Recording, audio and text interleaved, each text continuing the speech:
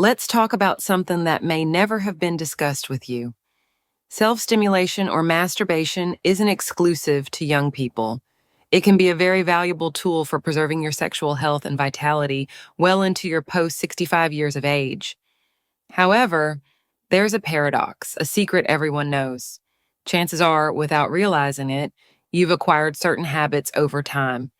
3, to be precise, that instead of supporting you are subtly undermining your confidence and performance in intimate moments. I'm Dr. Emily Thompson, and I'm dedicated to helping men like you fully enjoy their sexuality, regardless of age, and leave the taboos behind. Let's dismantle those mistakes, and I'll give you the keys to reclaiming control. Masturbation is a normal and healthy activity that helps relieve stress and is beneficial for the prostate, as long as we use it to our advantage. To understand this, I want you to consider masturbation not just as an act, but as a form of training. Your brain, through a fascinating process known as neuroplasticity, learns and adapts with each repetition. Every time you stimulate yourself, you're teaching your nervous system how this and when and with what intensity to respond sexually. You're creating a pattern. Think of this as a treatment to restore strength to a knee. Performing the exercises properly and with technique strengthens the muscle and restores mobility. However, if you do them abruptly, hastily, and carelessly, you not only don't improve, but you actually harm yourself. In our intimate lives, proper form builds control and confidence. The wrong approach, unfortunately, can lead to frustration, premature ejaculation, or difficulty maintaining an erection. The most common and profound mistake is rushing. I call it the 100-meter dash. It happens when the sole purpose is to reach the finish line as quickly as possible. Perhaps in your youth, the fear of being discovered led you to act quickly, or perhaps it became a habit, a mechanical act without enjoyment. What really counts are the consequences, not the reason. This habit is very harmful. For a very simple reason, you're teaching your body to be premature. You've tuned your ejaculatory reflex to activate almost instantly. When you're with your partner in a moment of real connection and you want to prolong the pleasure, your body is simply following the instruction you've given it for years to finish quickly. This is where anxiety arises, that internal dialogue that says, what if it happens again? What if I disappoint her? That anxiety is detrimental to an erection. Studies in the Journal of Sexual Medicine confirm that performance anxiety is one of the main psychological factors contributing to erectile dysfunction in men of all ages, and its impact intensifies over time. A racing habit causes anxiety, and anxiety turns off the switch for your erection. The solution is clear. Although it involves a change of mindset, you need to turn that race into a fulfilling experience.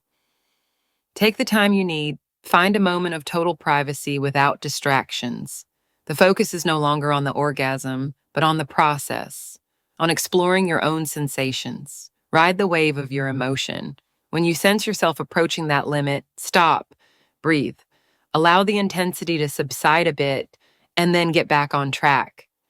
By doing this, you show your brain that you're in control, not a reflex. The second mistake is having trained our minds to rely on external and unrealistic stimuli, especially pornography.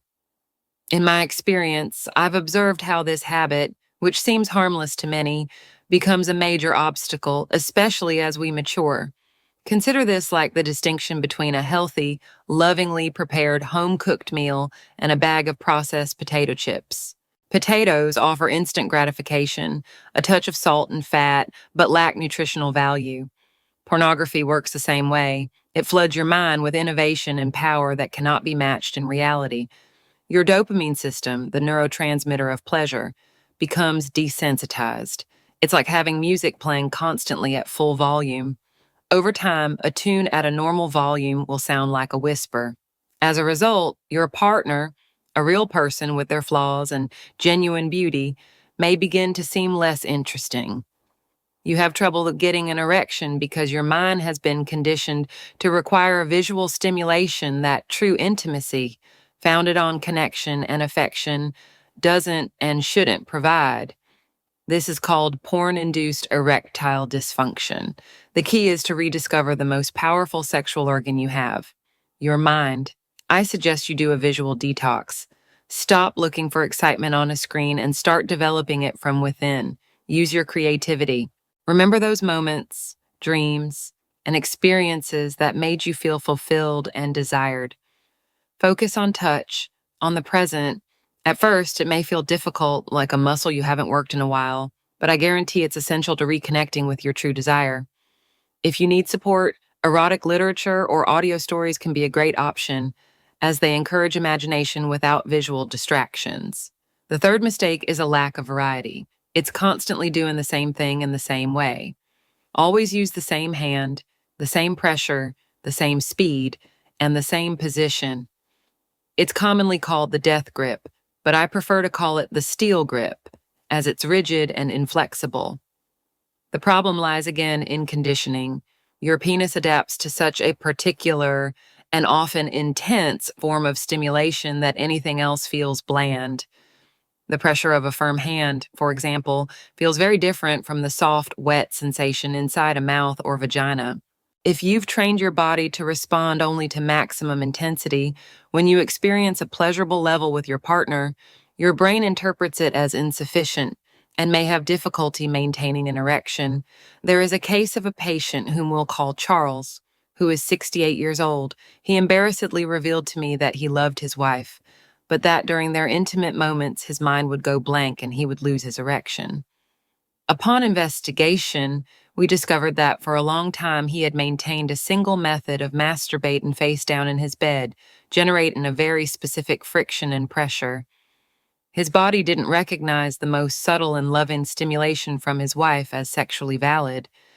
The answer is simple and even entertaining. Discover every corner of your own body. Incorporate diversity.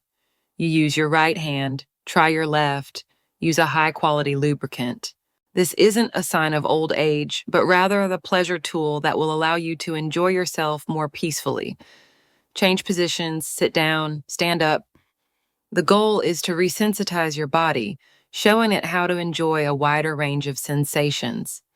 This way, the transition to intimacy with a partner will be smooth and organic. Making these 3 changes can lead to a significant transformation in your intimate life. I want to be completely honest with you. Sometimes the cause of the problem is deeper and related to biological changes that occur with age. In upcoming videos and my next book, we will openly address vascular health, hormonal balance, and other fundamental aspects of mature male virility. My goal is to offer you effective solutions, not temporary fixes. However, let's keep our action plan in mind. The 3 keys are, first, exercise patience to gain control. Second, use your creativity to reconnect with your desire. And third, embrace diversity so your body stays receptive. Masturbation is a tool, a space to practice and get to know yourself better. And here's a valuable tip.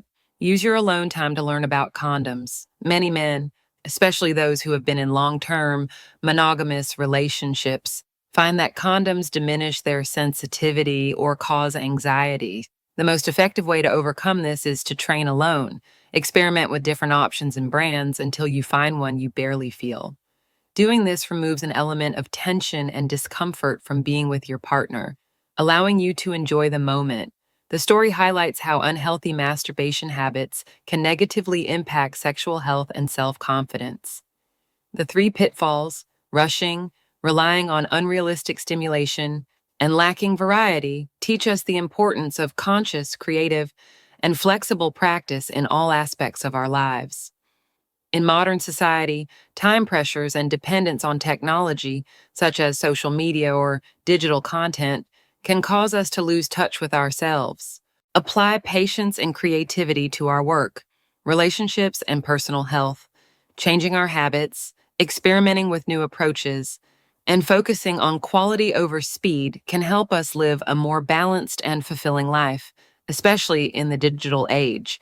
If this conversation has been helpful and given you a new perspective, I'd appreciate a small favor. Click the like button. Your click, even if you don't realize it, helps this message reach more men who might be silently facing the same thing. If you'd like to continue receiving clear and direct advice to improve your health, subscribe and turn on the notification bell. I'd love to hear from you. with complete honesty and without prejudice. Which of these three habits best identifies you? Your experience is invaluable and can be of great help to other men in this community. Leave your comment below. I'm Dr. Emily Thompson, and I appreciate your trust.